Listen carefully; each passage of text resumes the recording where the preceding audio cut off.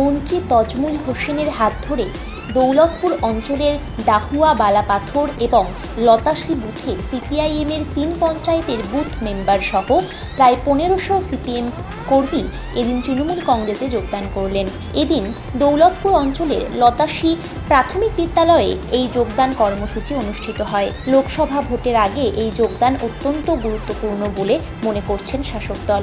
ওই ৩ বুথের CPM booth সদস্য নৌশেরা বেবি, মোহাম্মদ ইসমাইল এবং শেফালি খাতুন আজ তৃণমূলে যোগদান করলেন। তাদের দাবি, দিদির উন্নয়নের জন্যই তারা তৃণমূলে যোগদান করেছেন। তৃণমূলের থেকে তারা মানুষের সেবা করতে পারবেন, তাই সিপিআইএম ছেড়ে তারা তৃণমূলে যোগদান করছেন। এদিনের এই যোগদান কর্মসূচিতে উপস্থিত ছিলেন মন্ত্রী তজমুল হোসেন, ছাড়াও উপস্থিত ছিলেন জহিরউদ্দিন বাবুর সহ একাধিক নেতৃত্ব। মালদা থেকে বিশ্বজিৎ মণ্ডলের রিপোর্ট। আপনারা কোন দল করছিলেন?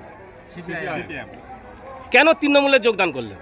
আমরা দিদির যে উন্নয়নমূলক কাজকর্ম আর যে জোয়ার বইছে সেটাতে আমরা দেখে চিন্তা ভাবনা করে দেখলাম যে তৃণমূলে গেলে মানুষের সেবা করা যাবে, মানুষের উন্নয়ন করা যাবে। এই নিরিখে আমরা তৃণমূলে যোগদান করলাম।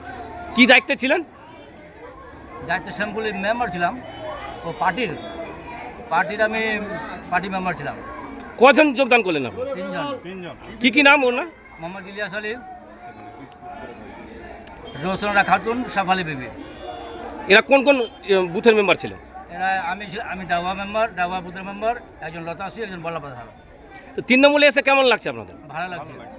কতজন কর্মীদেরকে নিয়ে যোগদান করলেন? অনেক কর্মী, এই যে দেখছেন তো অনেক সব কর্মী। মানে প্রোগ্রাম ছিল আপনাদের?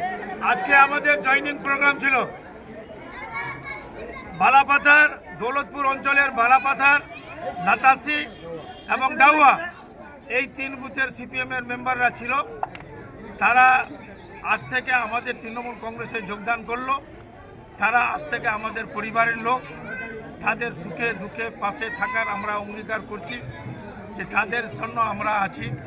এবং লতাশি, বালাপাথর এবং ডাউয়া বুথের সমস্ত কর্মী সমর্থক নিয়ে প্রায় 1000 খানিক লোক তারা আজকে এখানে যোগদান করলো।